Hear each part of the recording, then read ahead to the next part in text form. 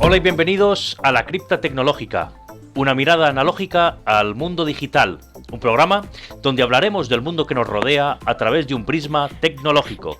Somos Juan Carlos Favero y Xadi Vargas, pertenecemos al campo de la física y la ingeniería. Acompáñanos en esta apasionante aventura. Hoy nos acompaña un invitado muy especial, amigo y gran ingeniero especializado. Hablaremos de los diseños, mediciones y procedimientos que han de seguirse para garantizar una excelente experiencia sonora. Vía de contacto, el correo electrónico lacriptatecnologica@gmail.com.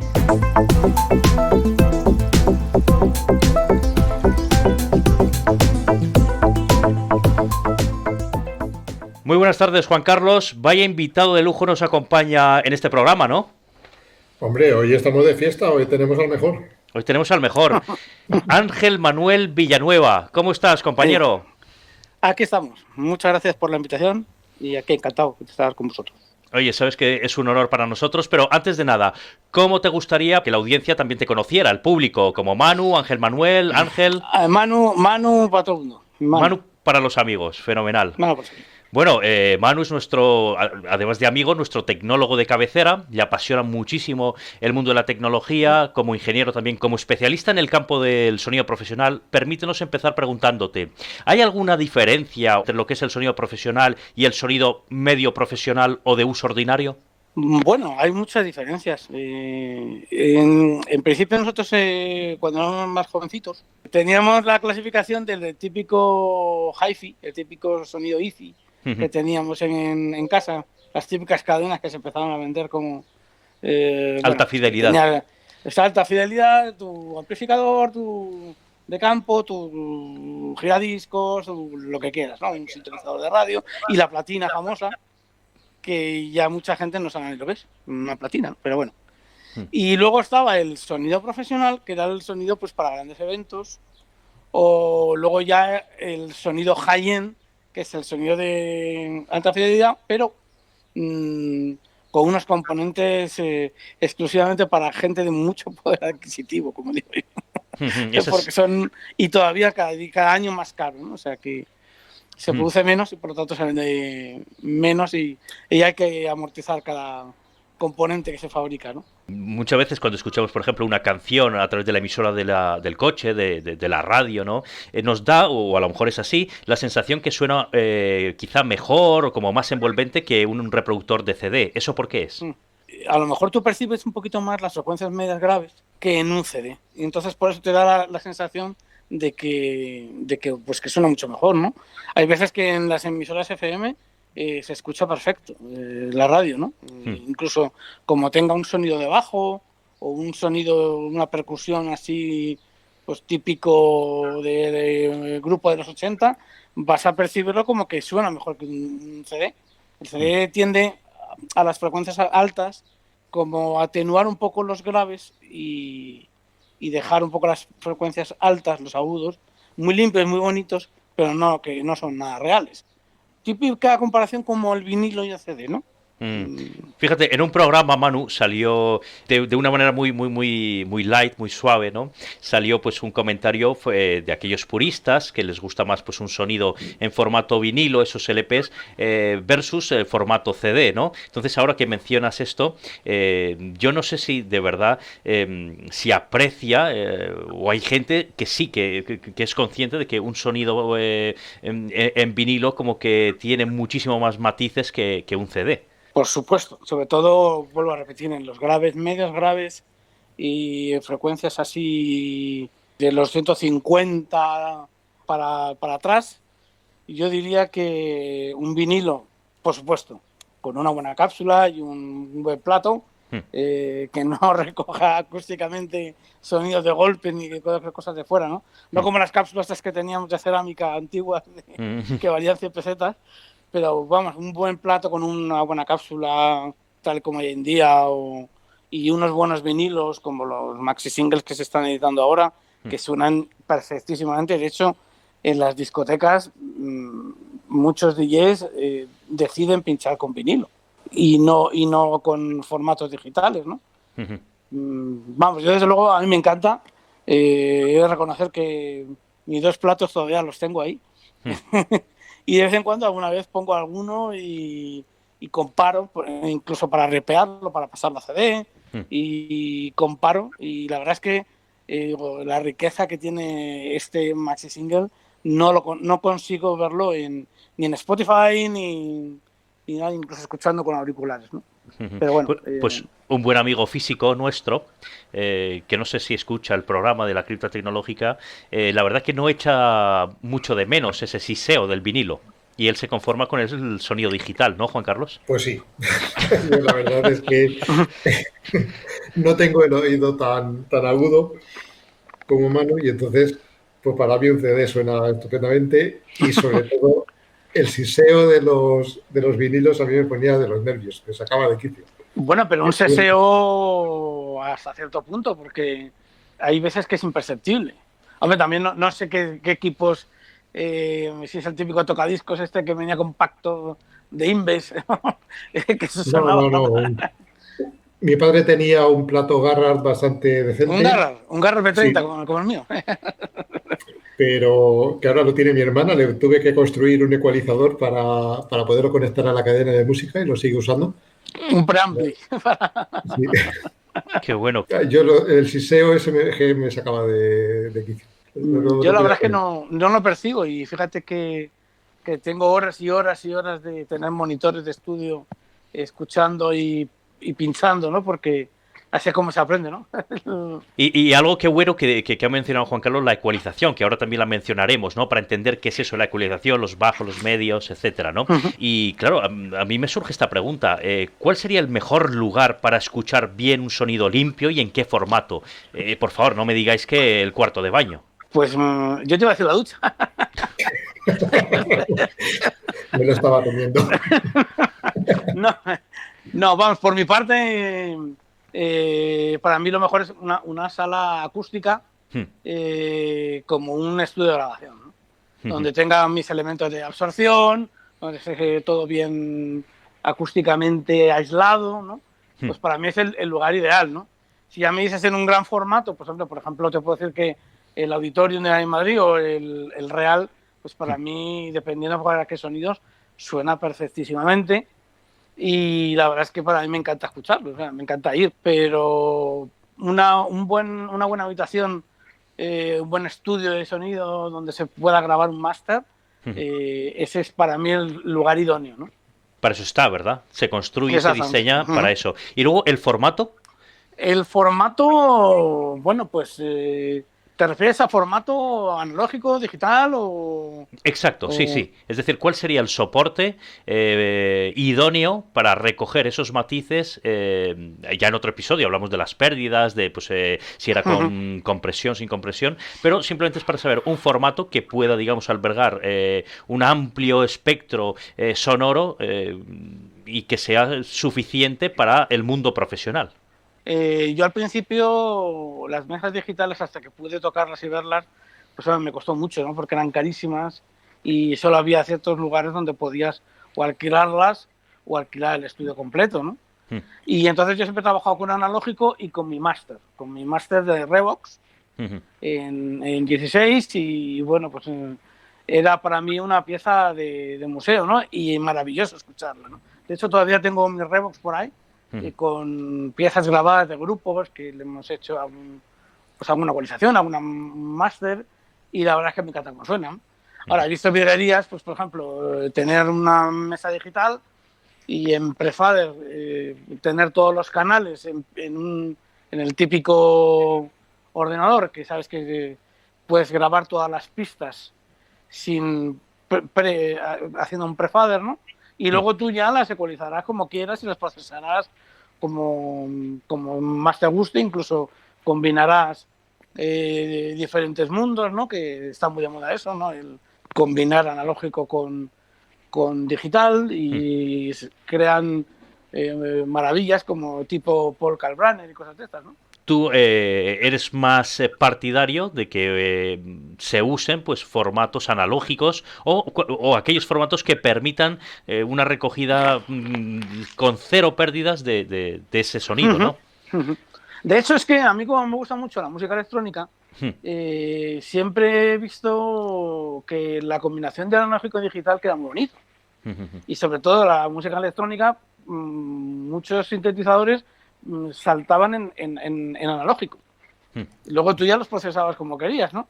Pero quedaba tan bien que, bueno, pues ahí tenemos desde Kraftwerk, cosas maravillosas que han hecho, y era todo con analógico, y luego ya lo procesaban en digital o como querían, ¿no? Pero vamos, que los dos mundos me gustan mucho, y quizás el analógico pues le tengo más cariño por eso, por cierta calidez que se percibe, ¿no? Pero nada más. No. Es la calidez, qué bueno. Manu y Juan Carlos, yo no sé si nos podríais ayudar un poco a comprender, hemos hablado de ecualización, un poco de estos términos, la ecualización, esa diferencia entre ganancia y volumen, ¿no? De una pista, cuando se dice, oye, esto necesita más ganancia, o oye, esto es más volumen. ¿Nos podéis un poco, digamos, desde la visión física y desde la visión de ingeniero profesional que también se dedica a ello, comprender esto? Bueno, pues lo mejor que son términos físicos, se lo dejamos al experto. De esto sé muy poco, o sea que, pero entiendo que la ecualización es la compensación en frecuencias de la ganancia, bueno, mejor dicho, de las pérdidas, o sea que hay que darle una ganancia adicional de las pérdidas que tenga el soporte, ¿no? O el formato. Es decir, que si un soporte, los graves los atenúa más, pues la ecualización consiste en reforzar esos graves en la reproducción para que la respuesta en la reproducción sea lo más similar posible a la entrada, ¿no? Me imagino, o sea, que tengamos la mayor fidelidad a la señal original. Más o menos es eso realmente, ¿no? Yo, por ejemplo, cuando iba a unos cursos de certificación de Sennheiser, había un profesor que nos preguntaba, a ver, ¿qué es volumen? ¿Y qué es ganancia, no? Y la gente me contestaba, pues yo creo que en la volumen es después de haber pasado por una señal amplificada, la cantidad sonora que tú le puedes dar a una fuente, ¿no? Una fuente sonora para reproducirlo. Y dije, bueno, ¿y tú? Yo dije, pues yo creo que la ganancia es, bueno, pues la señal de entrada que entra de un amplificador proveniente de un instrumento. Y entonces tú ya pues juegas con la atenuación para poder dar más ganancia, menos ganancia, ¿no? No sé si es el término, porque el señor era un poco americano, que nos daba las clases, y con su pobre español, pues eso fue lo que nos intentó explicar. Una cosa es ganancia y otra cosa es volumen, sí, pero también hay que ver por dónde disminuye la ganancia y por dónde disminuye el volumen para hacer una compensación. En fin. El volumen es la cantidad de energía, ¿no? Sí, en cantidad de energía, una vez que procesado. La ganancia es la relación entre la salida y la entrada de señal de un determinado dispositivo, ya sea amplificador o atenuador. Si la ganancia positiva es un amplificador, si la ganancia negativa es un amplificador, es un atenuador. Sin ser demasiado técnicos, se me ocurre, ¿no? Preguntaros, por ejemplo, ese concepto de compresor, ¿no? Comprimir o dar, o cuando se dice que una señal pasa por un compresor, es como si se rellena o se infla. ¿Es eso correcto? ¿Es así? Puede ser un término bastante correcto, ¿no? Más o menos a grosso modo, ¿no? Lo que pasa es que hoy en día los compresores hacen tantas cosas en tantas frecuencias que son verdaderos procesadores de señal en determinados puntos, ¿no? Por ejemplo, si estás componiendo y ves que hay un bombo por ahí que sube una frecuencia muy alta y quieres que entre en ese momento el atenuador en formato compresión o que haga un ataque enseguida, porque por ejemplo imagínate que hay unas guitarras enormes y pasados unos milisegundos quieres que esas guitarras pues no hagan ruido tanto o que no hagan daño al oído de la gente, de los espectadores, pues oye, mejor las atenúas un poquito y cuando se libere ciertos decibelios o cierta frecuencia, pues entonces el ataque se vuelve otra vez a como estaba y lo sigue dejando pasar, ¿no? La verdad es que es un mundo. Yo tengo un libraco impresionante de lo que son compresores y procesadores de señal y cada vez que tengo que recurrir a los manuales digo, madre mía, ¿para qué me meto en estos berenjenales, no? Pero Pero es un mundo. pero es apasionante, sin duda es Sí, un sí, mundo sí. apasionante y hoy en día, fijaros, cualquier espectáculo, ¿no? Digamos, por muy modesto que sea, la cantidad, ¿verdad? De baffles, de mesas de sonido, digamos, de todo un diseño que necesita, ¿no? También que esté ahí disponible, ¿no? Y sobre todo garantizar la calidad. Y creo que hoy en día, pues con algo ya, con menos recursos, por así decirlo, se pueden conseguir grandes cosas, ¿no? Sí, sí, de hecho cada vez es más asequible y, bueno, pues en un pequeño concierto de un pequeño formato puedes poner ya un procesador de señal que lleva compresor, que lleva incluso atenuadores y con un resultado bastante bueno, ¿no? Hombre, luego ya en un concierto de los AC/DC pues Mm. va a ser muy difícil que poder llegar a ecualizar, comprimir y todo eso, porque hay ingenieros de sonido repartidos para diferentes bandas y bueno, pues es otro mundo, ¿no? Ujú. Pero la verdad es que es muy interesante que hoy en día, pues fíjate, con una Behringer, ¿no? Mm. Pues tiene cosas muy pequeñitas, con compresores, y que para microfonía y todo, pues que da unos resultados que incluso la voz te la deja como la de Julio Iglesias, ¿no?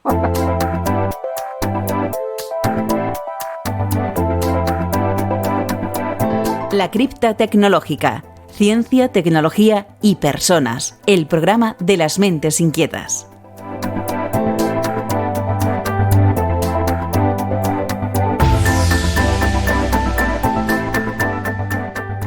Hacemos menciones a marcas, a personajes, etcétera, pero claro, este podcast, este proyecto, no deja de ser un proyecto, digamos, también con fines educacionales, ¿verdad? Entonces, pues nos apoyamos, digamos, en esa intencionalidad también para poder mencionar esto, ya que en ningún momento pretendemos hacer alguna recomendación que salga, ¿no? Del propósito principal de este canal. Entonces, por ejemplo, eso que tú mencionas, ¿no, Manu? Pero estas marcas, esta manera también de poder con recursos más modestos conseguir sonidos así de impresionantes, claro, a mí también me surge la pregunta de, por ejemplo, si yo voy a ir a un espectáculo en este campo, ¿a qué le das más importancia? ¿Al sonido o a una buena imagen?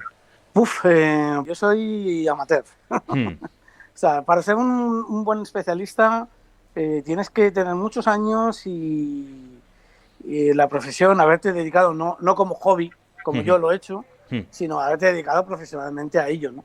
Hmm. Lo que pasa que es que a mí, desde que yo tenía 2 años, pues mi padre ya puso un tocadiscos ahí y ya la lió.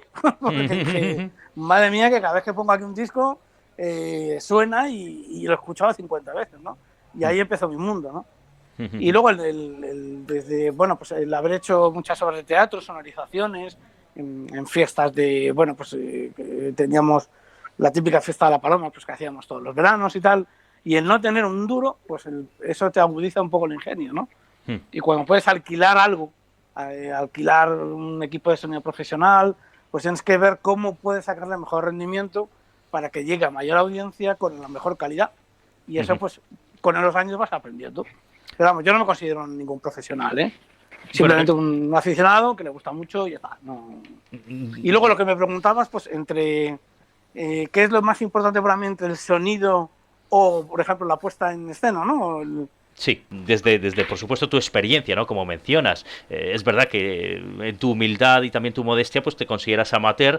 Todos, yo creo que en algunos aspectos podemos considerarnos amateur porque uno no termina de aprender y seguir creciendo y ganando en experiencia, pero sí es verdad que, digamos, tienes un gran bagaje en este campo que nos podrías, digamos, un poco ayudar, ¿no? A comprender y agudizar cuál sería el sentido en este tipo de eventos el que más, digamos, se ve afectado si algo sale mal. Pues, hombre, yo creo que la verdad es que un evento hoy en día sin visuales, sin iluminación espectacular y sonido espectacular también, por así decirlo, o sea, una buena calidad de sonido y unos buenos visuales, hoy es realmente el parte del espectáculo.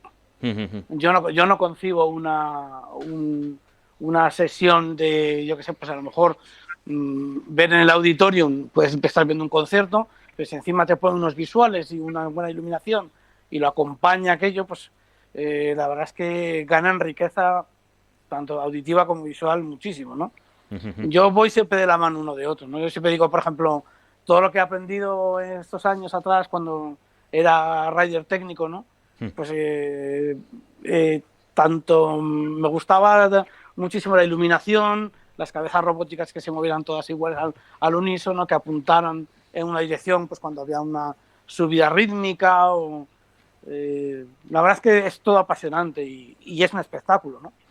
En 5 minutos o lo que puedas para sintetizar lo que es, por ejemplo, si alguien nos dijera hay que montar un espectáculo, quiero montar un evento, dependiendo por supuesto de la dimensión de este evento, necesito pues que se garantice por nuestra parte, ¿no?, una buena experiencia sonora. ¿Qué es lo primero que tendríamos que hacer? ¿Mediciones, cálculos? ¿Tú a qué te enfrentas en una situación así?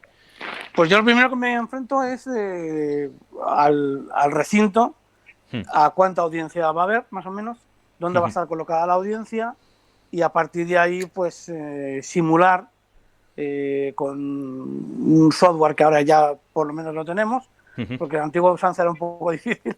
Sí. Pero bueno, ahora ya tienes software pues, de medición en el cual tú dices más o menos dónde va a estar la audiencia y más o menos con qué recursos tengo, ¿no? Si tengo disponibilidad de 2 line arrays, tanto verticales como horizontales, bueno, pues lo voy a configurarlo. Pues mira, quiero que la gente que esté más cerca de un escenario no se quede sorda y la gente que está más atrás, bueno, pues que esa perciba también el sonido más omnidireccional y bueno, pues que no haya zonas de cancelación de audio que son un poco desagradables, ¿no? Pues todo eso es lo que yo me planteo cuando tengo un evento, ¿no? y que creo que es muy importante, ¿no? Que no haya rebotes, que no haya delays, en fin, todas esas cosas. Y dentro de eso, o además de lo que estás mencionando, por ejemplo, cuando se monta un concierto o un evento, también, pues digamos, hay una legislación y unos reglamentos, ¿no?, que nos dicen a qué decibelios, según la hora, según el momento, puede estar ese sonido. Eso, ¿cómo se calcula? Es decir, porque a lo mejor, como dices tú, si yo hago una medición delante, muy cerquita del escenario, me va a dar una señal, ¿no?, un valor. Sin embargo, si estoy más alejado me da otro. Entonces, ¿cómo se calcula eso? ¿Una media o cómo se hace? Bueno, puedes hacer incluso los procesadores de señal que ya se llevan ahora en grandes formatos, puedes decirle que no haya más de tantos decibelios ni en una parte ni en otra parte. Por ejemplo, como fue en el Parque Teno Galván, sabes que, bueno, pues es una forma de circo romano, ¿no? Que es escalonado. Sí. Y entonces, bueno, pues la policía lo que nos dijo es que no podíamos pasar de los 90 decibelios arriba del todo donde estaban las vallas. Entonces lo que pusimos fueron unos sensores, unas mediciones de noche, tanto y por la mañana, porque sabes que desgraciadamente la temperatura cambia el sonido. ¿Ah, sí? Pues sí, a mayor temperatura la onda del sonido pues sufre una diferencia. Y eso, bueno, es la anécdota que yo siempre cuento, ¿no? En un festival en el desierto, yo estaba midiendo por la mañana y resulta que digo, joder, pues ya tengo todo esto perfecto, lo tengo todo en fase, me llega el sonido direccional perfectamente hasta, yo qué sé, pues a más de 500 metros y resulta que luego por la noche me faltaba sonido. Y digo, pero bueno, vamos a ver qué pasa aquí. ¿Alguien me ha robado una tapa de potencia por aquí o qué? o es que se me ha roto alguna. ¿Y esto desde el lado de la física, Juan Carlos, qué es? ¿Que el sonido calienta más la onda o el dispositivo o qué? Se produce un fenómeno, eso es muy curioso, pero se produce un fenómeno como parecido al de los espejismos. O sea, hay un gradiente en el aire, entonces durante el día, cuando el suelo está más caliente que el aire, entonces el aire que está en contacto con el suelo está más caliente y eso hace que el sonido se curve hacia arriba, ¿no? Entonces desaparece antes, o sea, llega menos lejos. En cambio, por la noche todos tenemos la experiencia de que por la noche una carretera que está lejos, por la noche parece que la tenemos pasando por debajo de la ventana. Se oye mucho más. Y eso precisamente porque se produce el fenómeno contrario. El gradiente se ha invertido, el suelo está más frío y entonces el sonido se pega a la superficie y recorre mayor distancia. Y por eso parece que la carretera está más cerca o que los coches hacen más ruido por la noche que por el día. Y es por lo que decía Manu, esa diferencia de temperatura entre el día y la noche influye en la propagación del sonido, influye mucho. Y eso también influye, si me permitís la pregunta, por ejemplo, con las ondas hercianas. Es decir, con la FM, que a veces sí se hace una medición y que te puedan preguntar, oiga, ¿esto cuándo ha hecho la medición? Esta estimación, ¿no? de sombras y manchas en verano, en invierno o no, o solamente sucede con el sonido. El sonido utiliza como medio de transporte el aire, entonces le influye. Las ondas electromagnéticas no. Las ondas electromagnéticas sí se ven influidas por otros factores como tormentas solares, la ionosfera, etcétera. O sea, algo que esté cargado eléctricamente. La atmósfera no influye demasiado ahí. La superficie marina, por ejemplo, sí que influye en la propagación de las ondas hercianas de baja frecuencia. Por eso se utilizan las ondas de muy baja frecuencia para transmisión marítima, porque el agua del mar es salada y es conductora, y eso también hace que las ondas de baja frecuencia se peguen a la superficie marina y puedan seguir la curvatura terrestre y alcanzar grandes distancias en la propagación. Qué bueno, qué bueno. No, Manu, oye, aquí de verdad, uno siempre tiene que tener una libreta y un boli a mano. Pues sí, sobre todo cuando eres jovencito como yo y tal, y te vas a un desierto a montar un evento con toda tu ilusión. Y de repente dices, pero bueno, Dios mío, ¿qué me está pasando? Algo pasa, yo venga a cambiar cables, a ver dónde hay pérdidas por aquí, y luego ya pues había una persona que vino ya que nos alquilaba los equipos y tal, dijo, ten cuidado con las propagaciones, estás a 40 grados cuando has hecho las mediciones y ahora estamos a 19 grados. Parece que no, pero esa falta es la que tú estás notando, ¿no? Y a mí me dejó pues alucinando, diciendo, pero vamos a ver, que resulta que me voy a ir a Dubái con el calor que hace a 55 grados y resulta que el calor me roba el sonido. Pues sí, pues sí. Bueno, tanto Juan Carlos como Manu sabéis que yo tengo, digamos, mucho aprecio a la gente del norte y en este caso ese guiño, ¿no? Para la gente vasca de Bilbao en concreto, que esto para ti, Manu, no era ningún problema, ¿no? Bueno, no, eso no. Hombre, lo peor era estar midiendo a 45, 46 grados en un desierto, ¿no? O más, que llegábamos y luego ya pues los cambios de temperatura y todo eso, pero vamos, que cuando ya llegaba el fresquito yo estaba en la gloria también, no sé. Qué bueno. Vamos a ver, hablamos pues eso de la temperatura, ¿no? Cómo influye en esa propagación sonora. Vemos ahora los sistemas que, si hablamos por ejemplo del tema del compresor, ¿no? Del compresor en sí, que además o tiene más funcionalidades además de comprimir el audio, pero claro, esto estamos hablando del sonido profesional, pero cuando por ejemplo nos hablan del home cinema, cuando vamos a ver una buena peli en el cine, que nos hablan de un sistema envolvente, etcétera, ahí digamos dónde radica la diferencia, por qué digamos aparecen sistemas 7.1, 5.1, envolvente y todo eso. Dolby Atmos y todas esas cosas, ¿no? Yo la verdad es que ahí sí que no te puedo ayudar mucho. No, la verdad es que yo soy un pésimo oyente de los sistemas multicanal y solo te puedo decir que cuando voy al cine me pongo tapones. Pero eso por el volumen, eso quizá por el volumen, ¿no? Bueno, es por el volumen y por los efectos sonoros, como van por diferentes canales, suelen tender, en mi opinión, a ponerlos en frecuencias muy altas. Entonces, claro, el que un coche de rápido, una nave pase por un lado, pues es como, para mí, molesto, ¿no? Y por eso los sistemas de cine en casa y todo esto, pues la verdad es que nunca he sido muy... no ha sido mi hobby nunca, ¿no? Prefiero un buen sonido estéreo con mis buenas cajas delante que no muchos alrededor, ¿no? Pero bueno, quizás es que a lo mejor no he escuchado todo lo más que los cines de algunas salas que me han hecho alguna demostración y en la que no he quedado contento y he dicho, mira, yo no invierto un duro en esto, ¿no? Pero la verdad es que no te podría responder bien ahí en eso. No tengo buena crítica yo en esos respecto, ¿no?, a estos sistemas de sonido cinematográfico o en casa, vamos a decirlo, ¿no?, más bien el home cinema. Qué bueno. Uh-huh. ¿Y hacia dónde creéis, Juan Carlos y Manu, pues en estos próximos años que va a ir ese, o cuál es la tendencia del sonido profesional? ¿Hacia dónde va? Bueno, yo creo que la tendencia del sonido profesional realmente es cada vez más a que esté más procesado digitalmente. Y sobre todo a que haya una buena distribución, y con ello me refiero a la típica idea que tienen todas las empresas de sonorización a cometer el mismo error, es decir, 2 paneles frontales llenos de baffles hasta arriba y dejarte sordo si estás al principio y al final no oyes nada o oyes algo con delay. Pues yo prefiero el sonido distribuido, ¿no?, que es lo más bonito que se puede conseguir hoy en día, ¿no?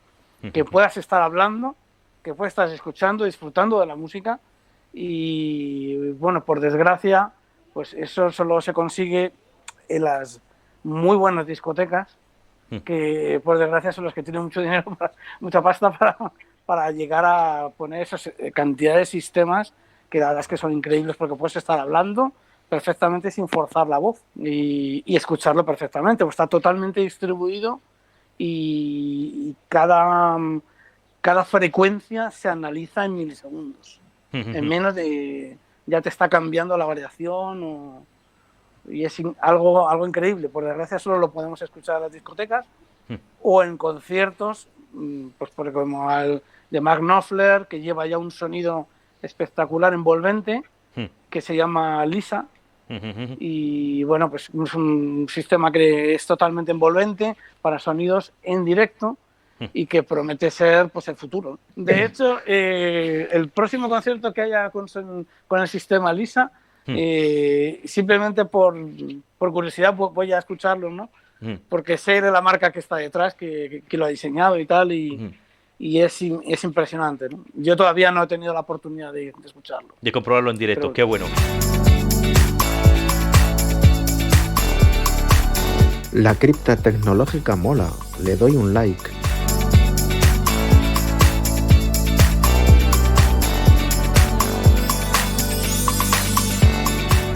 Antes de pasar a esta síntesis, tengo una pregunta. ¿Qué es el acople? Porque muchas veces cuando vemos a gente en un concierto y de repente pues que el músico o el telonero o quien sea, ¿no? El maestro de ceremonias coge ese micrófono, se dirige al público y de repente hay como un chillido o un sonido pues muy molesto. ¿Eso por qué se produce? Bueno, eso es lo que a mí me enseñaron, que se producía una retroalimentación de una fuente. Entonces se puede retroalimentar de muchas formas. Por ejemplo, el típico acople en agudo, ese chirrido, bueno, pues tienes una fuente sonora y tienes un captador de otra fuente en el que se está metiendo otra señal que puede llegar a saturar o que, bueno, pues que se puede retroalimentar, ¿no?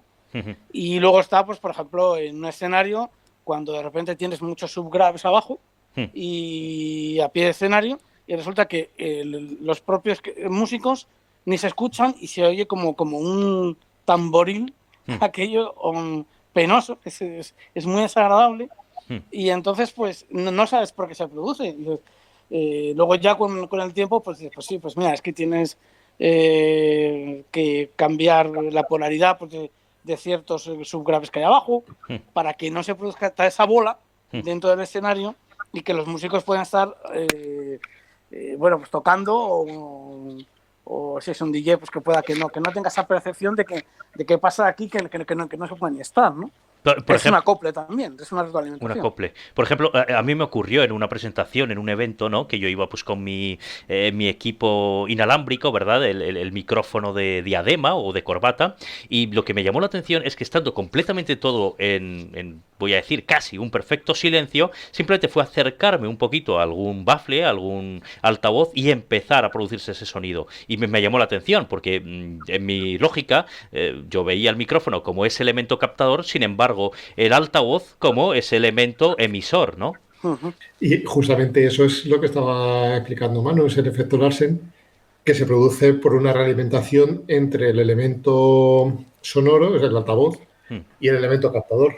Si todo está en silencio, hay un experimento muy bonito que se puede hacer colocando un altavoz cerca de un micrófono en perfecto silencio. Entonces, todo perfecto, no suena absolutamente nada, pero al más mínimo sonido lo capta el micrófono el amplificador lo amplifica, se emite por el altavoz, esa señal la vuelve a captar el micrófono, vuelve a ser amplificada y al final se convierte en ese pitido insoportable que todos conocemos. Y esa es la realimentación, esa positiva que decíamos. Analizando esa frecuencia, podemos saber el retardo que está introduciendo el sistema. Qué bueno. O sea, el retardo de la señal entre el micrófono y el altavoz. Todo ese procesamiento que se lleva entre medias. Y eso que mencionas, Juan Carlos, qué bueno, ¿no? Yo creo que para los oyentes que quieran entender un poquito y ampliar ese conocimiento sobre el concepto de retardo, hay un episodio por ahí, ¿verdad?, que hemos realizado precisamente sobre este fenómeno, ¿no? Sí, allí hablábamos de retardo de propagación, pero bueno, aquí también tienes retardo de propagación y de procesamiento dentro del amplificador, efectivamente. ¿Y la solución para eso? Si, por ejemplo, si me vuelve a ocurrir eso y no tengo el técnico de sonido, no tengo pues a nuestro tecnólogo de cabecera Manu cerca, ¿qué tengo que hacer? ¿Alejarme del altavoz? Pues sí, alejarte y empezar si tienes un ecualizador a mano, bueno, pues, o un procesador de señal, pues decirle que te empiece a analizar la señal y ver dónde atenuar la señal para que bueno, pues no haya ese acoplamiento tanto en graves como en agudos, porque se pueden reproducir retroalimentación en varias frecuencias. No sé cuál es la más molesta. Normalmente todo el mundo dice que es la de los agudos, la del típico micrófono delante de una fuente sonora, pero a mí la peor para mí es la de los subgraves en un escenario, ¿no? Es la más molesta para mí, quizás porque tengo un problema de oído y me molesta bastante, ¿no? Vamos a sintetizar el episodio de hoy. Seguro que hay muchos más temas, ¿no? Y conceptos y anécdotas que podríamos incluir. La vamos a dejar, si te parece, Manu, te emplazamos para otro episodio. Y vamos a decir que, bueno, que la dimensión del sonido es una de las más importantes para poder transmitir esas sensaciones y esas emociones, ¿no? Un buen sonido de calidad requiere una buena planificación, una distribución acorde, ¿no?, al tipo del evento, como decíamos, la dimensión, el tamaño del recinto y el aforo, por supuesto, ya que no es lo mismo, ¿no?, que haya poca gente, que luego eso esté a rebosar, ¿no?, de personas. Están apareciendo también sistemas cada vez pues más inmersivos que nos ofrecen esa experiencia envolvente, ¿no?, entrar y sentirse que él también es partícipe de esa percepción, incluso a veces de generar ese sonido, ¿no? Hemos aprendido muchísimo, como siempre, claro, de la mano de Juan Carlos, también tuya, ¿no, Manu?, de este apasionante mundo del sonido. Así que, Manu, muchísimas gracias por visitar nuestro escenario en las ondas y por compartir este conocimiento. Muchas gracias por invitarme y encantado. Bueno, y Juan Carlos, como siempre, pues un honor y un placer el poder compartir este momento, este micrófono también contigo, ¿no? Y bueno, ahora toca empezar ya a disfrutar de ese veranito. Este verano que ya ha empezado a apretar bien. Pues sí, por desgracia. Ya... y los ventiladores agotados. Bueno, pues ahí queda eso, hay que seguir hidratándose bien y bueno, ir por la sombra. Y a vosotros, queridos amigos y seguidores de la Criptotecnológica, gracias por elegirnos. Cuidaros, chao, chao.